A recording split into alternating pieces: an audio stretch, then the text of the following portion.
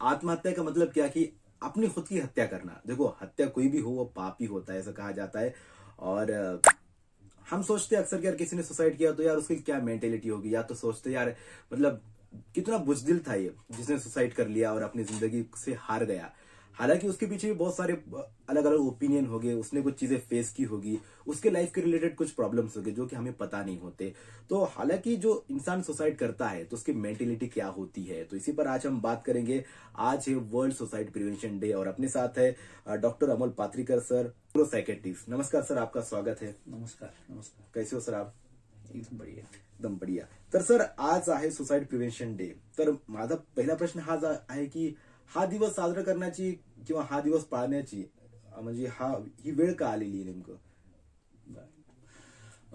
अदनान, कसं आहे की वर्ल्ड सुसाइड प्रिव्हेन्शन डे हा आहे ना, साल 2003 पासून आपण सेलिब्रेट करतो आणि हा collaboration with international association of suicide prevention एक आहे आणि ते WHO सोबत मर्ज करून तो एक हा डे साजरा करतात। त्याचं कारण काय झालं की मागच्या काही वर्षांमध्ये सुसाइडचा रेट खूप जास्त वाढलेला आहे, भयंकर वाढलेला आहे। म्हणजे त्याच्यात आपण जर पाहिलं तर मी असं म्हणेल की 2018 मध्ये आणि 2025 मध्ये ह्या 7 वर्षांमध्ये सुसाइडचा रेट 27% वाढला। 27%? आणि इतका की नुसत्या भारतामध्ये आपल्याला जवळपास 2.25 लाख डेथ या सुसाइडमुळे होतात दरवर्षी। आणि आता जसं आपण मागे एकदा आपल्या लेक्चरमध्ये डिस्कस केलं होतं मागच्या एका डिप्रेशनच्या याच्यावर की इंडियाला काय ना most depress country of the world म्हणतात। म्हणजे इंडिया ही डिप्रेशनची कॅपिटल झाली आहे आपल्या पॉप्युलेशनमुळे, प्लस आपल्यामध्ये सध्या डिप्रेशनच्या केसेस वाढत आहेत आणि डिप्रेशन हे एक खूप महत्वाचं रिझन आहे सुसाइडसाठी। त्यामुळं समाजामध्ये सुसाइड आणि ह्या डिप्रेशन किंवा मेंटल हेल्थ बद्दल अवेअरनेस क्रिएट करावं। सुसाइडच्या जे डेथ्स आहेत ते आपल्याला कुठल्या कारणाने कसं जास्तीत जास्त प्रिव्हेंट करता येतील आणि लोकांना वाचवता येईल याच्या प्रयत्नांसाठी आणि अवेअरनेससाठी हा दिवस आपल्याला साजरा करतात। एक्झॅक्टली, म्हणजे सुसाइड प्रिव्हेन्शन डे हे सुसाइड रोखण्यासाठी आणि त्याच्या अवेअरनेससाठी हा दिवस साजरा करण्यात येतो। आता पुढील प्रश्न आहे की एखादा माणूस आत्महत्येच्या विचारांपर्यंत का पोहोचतो, या पाठीमागं सर्वात कॉमन कारण काय असेल नेमकं? बरोबर आहे अदनान, आता याच्यात महत्वाचा प्रश्न आहे हा आणि खूप चांगला प्रश्न आहे। आजकाल आता सुसाइड आपण पाहतोय, जसं मी आता मागच्या प्रश्नाचं उत्तर देताना सांगितलं की आजकाल त्याचं प्रमाण खूप जास्त वाढलंय। त्याच्यामध्ये सगळ्यात महत्वाचं प्रमाण आजकाल जसं डिप्रेशन आहे। डिप्रेशन म्हणजे काय ना, ज्याचा सतत उदासपणा, चिंता, ताणतणाव असतो, त्याच्यामध्ये आयुष्यामध्ये त्याला काही करायची गरज वाटत नाही, हे मोस्ट कॉमन रिझन म्हणतो आपण। आणि दुसरं आपण म्हणू की बऱ्याच वेळा काय असतं की ते तसा पेशंट डिप्रेस नसतो, पण त्याची ती इम्पल्सिव्ह बिहेवियर असतं। बऱ्याच वेळा असतं ना अटेन्शन सिकिंग बिहेवियर असतं, त्याच्यामध्ये व्यक्ती काय करतो, त्याला एखाद्या गोष्टीचा राग आला, त्याच्या मनासारखं नाही घडलं, त्या गोष्टीमध्ये काय होतं की ते त्याचा प्रयत्न करायचं पाहतात, पण त्या प्रयत्नामध्ये खरं रिअल कधी कधी सुसाइड होऊन जातात। ते मेजॉरिटी केसेसमध्ये होतं। म्हणजे फॉर एक्झाम्पल आपण एखादं कोणी ते औषध घेतात, आता लोकांना ते इन्सेक्टिसाइड, पेस्टिसाइड त्याचा डोस माहित नसतो की ते किती हार्मफुल आहे। त्यांना वाटतं मी एक झाकण घेतलं म्हणजे मला काही होणार नाही, म्हणजे मी फक्त सिरियस होईल थोडी, पण कधी कधी ते पण खूप जास्त हार्मफुल होतं आणि त्याच्यामध्ये सुसाइड होऊन जातात। आता युजली ह्या सगळ्या डिप्रेशन किंवा ह्या इम्पल्सिव्ह फॅक्टरमध्ये युजली का पोहोचतात लोक? आता त्याचे बरेच रिझन आहे, जसं की रिलेशनशिप ब्रेकअप झालं किंवा डिवोर्स झाला किंवा फायनान्शियल लॉस झालाय, किंवा आता आपण शेतकऱ्यांमध्ये पाहतो की त्यांच्यात खूप जास्त कर्ज झालेलं आहे। तिसरं खूपच महत्वाचं प्रमाण मी आज सांगाल की ते व्यसन, अल्कोहोलच्या व्यसनामध्ये सुसाइडचं प्रमाण खूप जास्त आहे। अजून कारण आपण पाहिले, जसं आता आजकाल मुलांमध्ये पण बघा की एक्झामचा रिझल्ट कसा येईल, किंवा मग एक्झामचा रिझल्ट नाही आला अपेक्षेप्रमाणे, किंवा आपल्या पेरेंट्सचे खूप एक्सपेक्टेशन असतात मुलांकडून, या सगळ्यांचा खूप ताणतणाव मुलांवर येतो आणि तो जर त्यांना हँडल नाही झाला तर मग ते सुसाइडचा मार्ग मग ते घेतात। त्यावेळेस त्यांना लाईफ म्हणजे कसं असतं की त्यांना कधी होतं हे ती तेव्हा जेव्हा त्यांना आयुष्यामध्ये असं वाटतं की हे माझं आयुष्य आता व्यर्थ आहे, किंवा मी कोणावर आता डिपेंडंट झालो आहे, मग एक माझं काही तर ओझं आहे असं त्याला जेव्हा वाटू लागतं, तेव्हा मग त्याला वाटतं की आता मला कोणी हेल्प पण करू शकत नाही, मी याच्यातून बाहेर निघणार नाही, आणि मग तो आत्महत्येचा मार्ग अशा वेळेस व्यक्ती निवडतो। म्हणजे आपल्या जर सेल्फ डाऊट आला असेल त्यावेळेस असं आपण काहीतरी विचार करतो एक्स्ट्रा। हो बरोबर आहे ना, म्हणजे त्याला जर वाटलं की माझं लाईफ आता बिलकुल वर्थलेस आहे आणि हेल्पलेस आहे मी, आणि या सिच्युएशन मधून मी बाहेर निघू शकत नाही, मग त्यावेळेस ते असा मार्ग निवडतात। पण मित्रांनो, किती काय असेल पण हा चुकीचा मार्ग आहे, आणि जर तुम्ही या फेज मधून जात असाल तर तुम्ही मदत मागू शकता, आपल्या पॅरेंट्स सोबत बोलू शकता किंवा डॉक्टरांना भेटू शकता. तर सर, ज्या व्यक्तींना आत्महत्याचे विचार येतात तर त्यांच्यात थोडा बिहेवियर आपल्याला बदललेला दिसतो का, आणि ते आपण कसा ओळखावा? अर्थात कसं आहे की आपण जेव्हा म्हणतो ना की काही लोक आहे ना, खूप रिस्क फॅक्टर असतं त्यांच्यात की आत्महत्येकडे ते प्रवृत्त होऊ शकतात. आपण त्यांचं बिहेवियर आहे ना किंवा त्यांचं वागणं आपल्याला थोडं नोटिसेबल होऊ शकतो आणि आपण ते वाचू शकतो. असे कोणत्या व्यक्ती काय असतात की त्या काही व्यक्ती आहे ना, त्या अचानकपणे त्यांच्यात मूड स्विंग्स होऊ लागतात, खूप जास्त चिडचिडपणा होतो त्यांच्यामध्ये, आणि ते काय करतात की ते आपल्या फॅमिलीपासून लोनलीनेस म्हणजे एकटेपणा राहू लागतात, ते फॅमिलीपासून दूर राहू लागतात, त्यांच्यामध्ये मिक्स होत नाहीत. मग आपल्याला त्यांच्यात कळून येतं की हे थोडे एकलटिकोंडे झाले आहेत.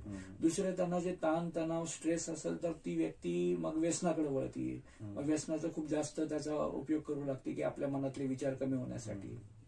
काही व्यक्ती आहे ना हे बोलून पण दाखवतात. आता आमच्या मानसोपचाराच्या याच्यामध्ये काय आहे ना की एखाद्या व्यक्ती असं आम्ही सांगतो की मजाकमध्ये किंवा गमतीत जरी बोलला तरी त्याला खूप सिरियसली घ्यायला पाहिजे, कारण तो थॉट कुठेतरी त्याच्या डीप इनसाइड तो थॉट असतो आणि तो भविष्यामध्ये तो इम्प्लिमेंट करू शकतो, म्हणून त्याला सुद्धा सिरियसली घ्यायला पाहिजे. म्हणजे एक्झाम्पलच्या प्रमाणे तुम्ही काय एक्सप्लेन करायचं, कशा प्रकारे कोणी मजाकमध्ये काय बोलतो? मजाकमध्ये आता बोलता बोलता नातेवाईकांमध्ये म्हणून जातो, कुणी म्हणतात ना की तुम्हाला तर माझी गरजच नाही, एखाद्या वेळेस मी मरून गेलो तर मग तुम्हाला कळेल किंवा तुम्हाला माझे इम्पॉर्टन्स कळेल. आता हे खूप साधं वाक्य खूप लोक वापरतात बोलता बोलता, पण मानसोपचार तज्ञांनी किंवा त्याच्या नातेवाईकांनी ही पण गोष्ट सिरियसली घ्यायला पाहिजे आणि त्याचं असेसमेंट करणं गरजेचं आहे. तर हे काही गोष्ट असतात, चिडचिडपणा, एकलकोंडेपणा होणं किंवा गोष्टी बोलून दाखवणं, किंवा सहसा डिप्रेशनमध्ये जे ऑलरेडी व्यक्ती जात आहेत, ज्यांना डिप्रेशनमध्ये त्यांना खूप जास्त सॅडनेस झालेला आहे, ती व्यक्ती झोपत नाहीये किंवा खूप जास्त झोपून राहतीये, या सगळ्या गोष्टींसाठी जिथे जिथे तुम्हाला ऑब्झर्व होईल त्या व्यक्तींना डेफिनेटली म्हणजे तज्ञांकडे नेऊन त्याची हेल्प करणं गरजेचं आहे. ओके, क्या बात. म्हणजे या बारीक बारीक गोष्टींना तर तुम्ही तुमच्या नातेवाईकांमध्ये किंवा तुम्ही तुमच्या मित्रांमध्ये नोटीस करू शकता, जेणेकरून आपण त्यांची हेल्प करू. जेव्हा कोणी या फेजमध्ये जात असतो ना, ते स्वतः ओपन अप होत नाही आपल्या समोर, पण आपल्याला त्याची काळजी घ्यावी लागेल या प्रकारे काही गोष्टी नोटीस करून. एखादा मित्र खूप डिप्रेशन मध्ये असेल, एन्झायटी मध्ये असेल आणि आपल्याला वाटतं की नाही यार हा काहीतरी चुकीचं करू शकतो, तर यावेळेस आपण त्याला कशी मदत करू? काय बेसिकली काय ना, खूप बेसिक गोष्ट आहे. आता असं म्हणलं जातं की जेव्हा एखादा व्यक्ती सुसाइडल आयडियाज आहेत त्याला आणि तो बोलून दाखवतोय किंवा तुम्हाला वाटतंय की नाही हा व्यक्ती थोडा व्हल्नरेबल आहे, तर त्याला आहे ना आपण अशा गोष्टींना म्हणजे मॅनेज करायसाठी 3 R वापरले जातात. 3 R म्हणजे सोपं आहे. 3 R म्हणजे काय, त्याच्यामध्ये आपण म्हणतो पहिले की रिकॉग्नाइज, म्हणजे पेशंट ओळखा की असा आहे म्हणून. दुसरं आहे रिस्पॉन्ड, त्याला रिस्पॉन्ड करा, त्याच्या गोष्टी समजून घ्या, त्याचं काय म्हणणं आहे ते आपण त्याला ऐकून घेतलं पाहिजे, त्याला आपण प्रेरित केलं पाहिजे, त्याला काउन्सिलिंग केली पाहिजे.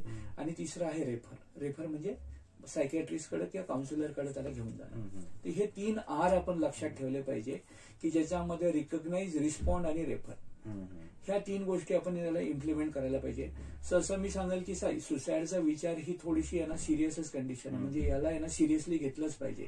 त्यावेळेस मी प्रत्येकाला सांगतो की तुम्ही तुमच्या मित्रांना, नातेवाईकांना त्वरित मानसोपचार तज्ञाकडे घेऊन जावे.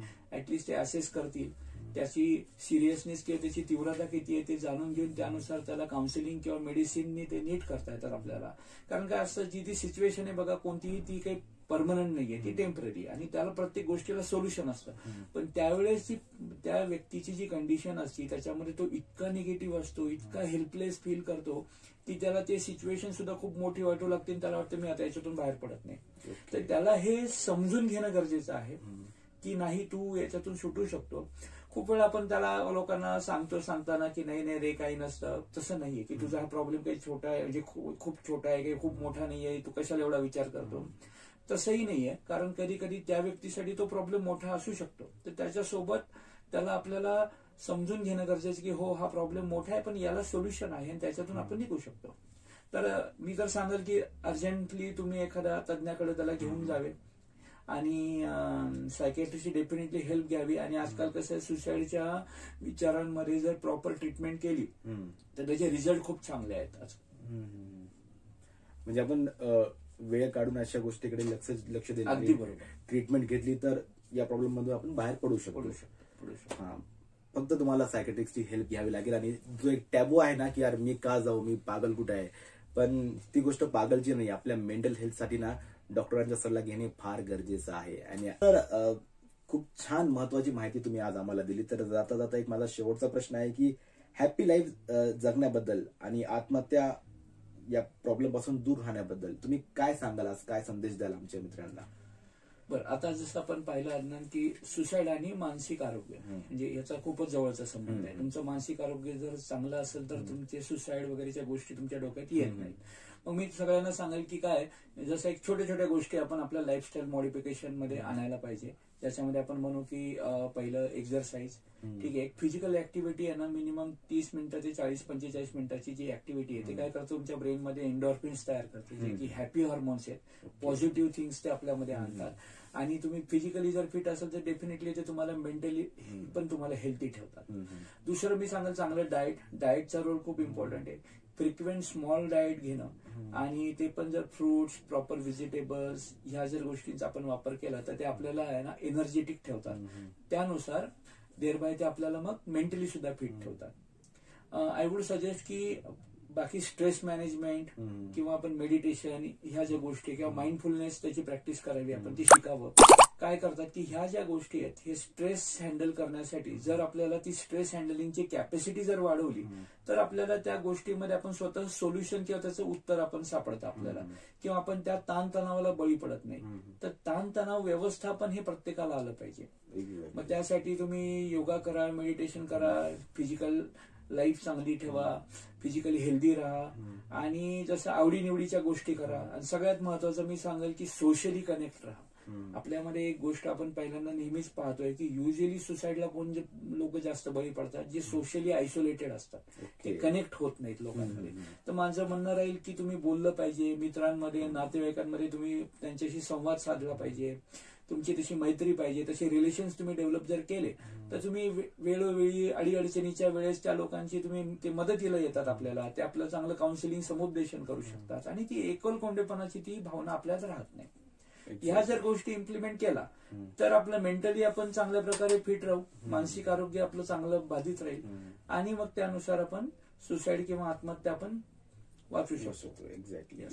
Thank you so much sir, thanks a lot. खूप छान वाटलं तुमच्यासोबत बोलून आणि खरंच आय होप की यामधून अनेक लोकांना मदत मिळेल